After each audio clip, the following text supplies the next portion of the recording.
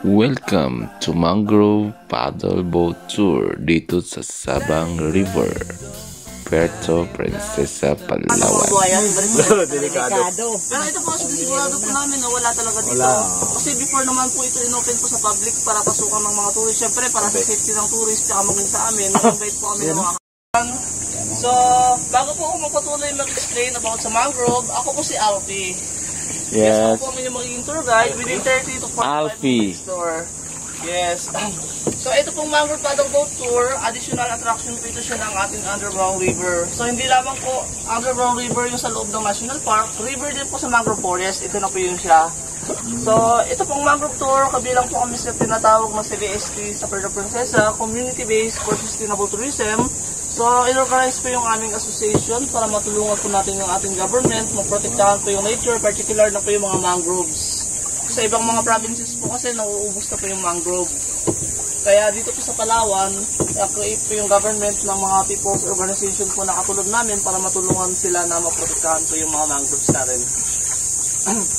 So, ito po palang mangrove tour na organized po ito last December 4, year 2000. Almost 23 years operation na po kami nag-operation dito.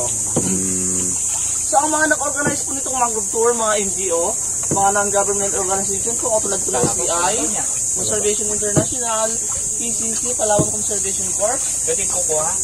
Ay, yan po mga oysters, no? Pero ito po kasi protected area. Bawal po dito mag-harvester ng mga shells sa mga pagkain. Sabang, kung mapapansin niyo po, kapangalan din siya ng lugar. Yung village po namin, Sabang rin po yung pangalan. So, dito po kinuha yung pangalan ng lugar sa river na to.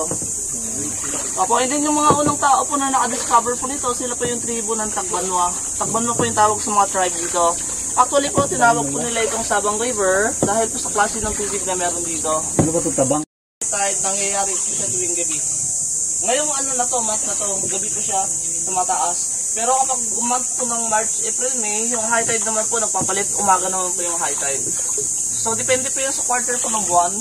Diyan po binabasihan yung high tide sa low tide. Ano pag nag-full moon? Ayan. Pulutan. Ayan. Dito ni. Oo nga. Picture mo rin. Ano po yan? Yan po yung common po na sa mangrove area. Mangrove snake or binturan. Yung pinupulutan natin dito eh. Hindi ano? Poisonous? Poisonous po sila sir, pero sila po ay nocturnal. Nocturnal snake. So natutulog po sila sa buong maghapon, active po sila tuwing gabi. Kaya kahit na may poison sila, basta hindi lang po natin silang ginising, inistorbo, okay lang po. Mabait naman po sila. Sarap yung doon yan ah.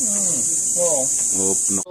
Yung mga bato na to, kapareho na po siya ng bato sa Underground River. Ang tawag po sa bato is limestone. Mga limestone na po yan siya. Pero sa totoo lang, mas maganda po sa loob ng cave kumpara po sa labas. Mas maganda po yung mga rock formation po sa loob ng kuweba. Pero ganyan na ganyan din po yung klaseng ng bato. Ito po kasi yung part na to, kasalukuyan po nasa loob na po tayo ng ating National Park. Oh, meron. So yung National Park... Come to Papa! Pag sumagot yan, di ba? Yung ginagawa mo dyan. So dito po ako narinig nyo na po yung mga aggressive na monkey doon po yung sa Underground River. Dito po mababait po yung mga unggoy dito. So dito po kasi hindi po sila naka-experience ng feeding. Doon po sa kanila is makak. Long-tailed makak. Opo. Yan lang nag-iisang species po ng unggoy natin. Ganyan kataba yung sa butter, ano ba yun? Yung wildlife crocodile. Maliliit.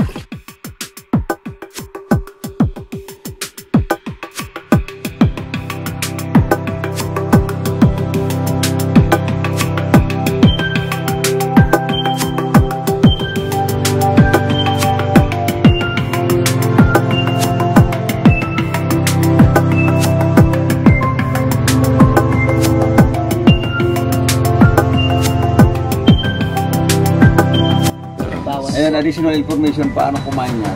Lalabas niya yung dila niya. Opo, tama po yun. Pag napuno ng langgam, lurunukin na lang. Yeah, so pag napuno sila sa ganito, sa kanila nilulunok lang. Nakakita na tayo ng iba-ibang hayop. Iba-ibang hayop nga po. Oyo, dyan may mga ano din. May buhaya. Hello? May buhaya, nakita namin dyan. Ang tawag po sa little heron. Heron po yung tawag sa ano. Ang Tagalog po, tikling yan ay tikling. Ang kumakita. Ayan. Ay, Siya ay nalundan. pagaw. Survivor naman tawag. Ay, yung ano, river.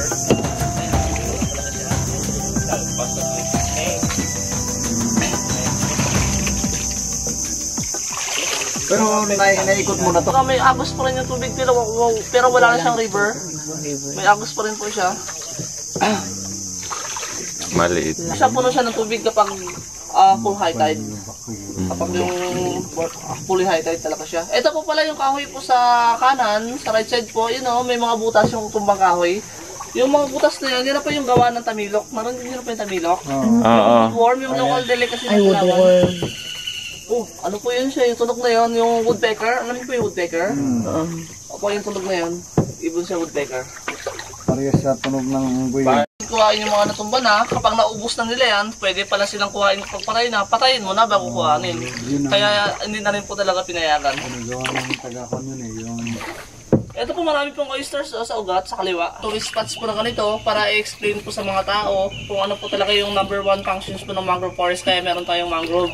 Yung unang-una po kasi yung pinaka-main function po nito, yung river po na may mangrove, ito po yung nagsisilbing ano po, pangitlugan po ng mga isda. Yes, nursery at breeding place po ng mga isda. Ayon po sa pag-aaral, nasa 2/3 species po ng isda galing sa dagat pumapasok dito para mangitlog. Unang-una po yung bangus natin. Yung mga bangus po talaga, yung natural lang, yung hindi sa fish ponds, galing po sila sa dagat. Kapag season na po ng breeding nila, yan na po yung time na pumapasok sila sa mangrove area. Na ganito para mangitlog. Oh, laki oh. Hindi po dito mga hipon, alimango, talaba, yung tuway. Labas niya na yung dila niya. Kapag na nagpo-produce po ng bird's nest, yung napakamahal na klase na pugad ng ibon, mahal po yung kung bilihin. Opo, yung mahilig pong bumili niyan, yung mga Chinese people, mga Chinese, tinahalo yung kasi sa isang klase ng soup. Pero dito po, pag part talaga ng National Park, pinagbabawal po yung pag-harvest na. Pero dito talaga sa Palawan, meron pong isang area dito sa Palawan na sila lang po yung nagsusupply talaga ng bird's nest. Doon po sa El Nido. So El Nido, Palawan po yung isang source po talaga ng bird's nest na yun. Kaya ang tawag sa kanya Nido Soup kasi from El Nido po yun. Doon po talaga yung maraming source po. Nagko-culture po sila doon ng bird's nest. Balinsa. Mangrove. Actually po dito sa Pilipinas po sa ating bansa, marami po tayong species ng mangrove. Meron po tayong 40 different species po ng mangrove. 40 yan sila. Pero dito sa Sabang River, 8 species lang po yung pumubo dito. Pero habang mamangka tayo, yung maituturo ko po sa inyo ng actual ay 4 lang.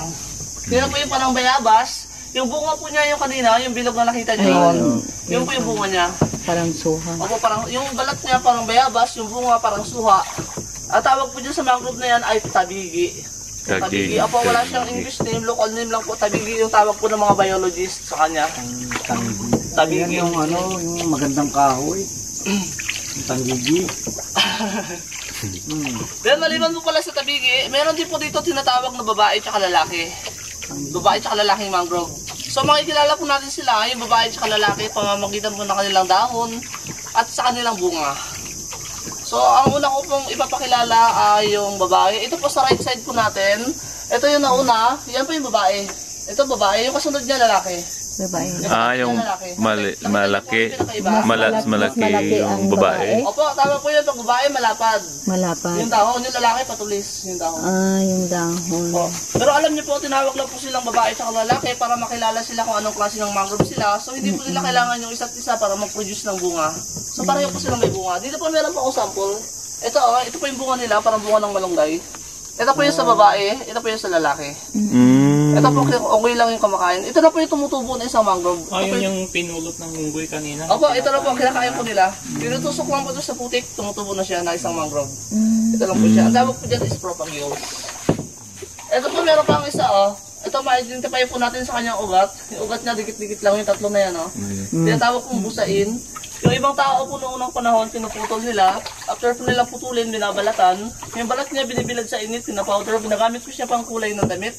Kung kilala niyo po yung malong tsaka yung sarong, dyan po nanggagaling yung mga pinangkukulay. Tsaka meron din po isang klase ng mangrove. Yung kung alam niyo po yung tangal o yung tungog, kakaroon ng mangrove sa gitna. Hindi pa talaga sila makakatubo dito sa gitna. Sa gilid lang po talaga sila. Dito po kasi malalim po rito sa gitna. So hindi yan maabot ng mga bunga nila kung nahulog. Lumulutang lang po yan sa tubig. Depende na po yung kung saan sila may stranded. Hanging roots or stealth roots po yung tawag. Kung baga yung ugat po na yan galing sa taas, yan po yung nakasilbing breathing organs po nila. Diyan po silang humihinga. So humingi nga po sila sa pamamagitan ng dahon at pangalawang klase ng ugat po galing sa taas. Parang makabuhay. Rambut di manggug ganding ko ada jenti ko nga ilaw ko niya. Ay, So itong matataas at malalaking mangroves na to, yan na po yung mga centuries na po yung edad nila. Mga nasa more than 100 years na po yung edad po nila. Really? Opo, ito po mga mangroves. Kaya malalaki po sila. Siguro sa ibang mga provinces po nakita kayo ng mangrove pero maliliit lang. Oo, maliliit lang yung Opo, sa amin. karaniwan po yun, mga second growth na lang po yun. Pwede palang ano. Bumalik na ka.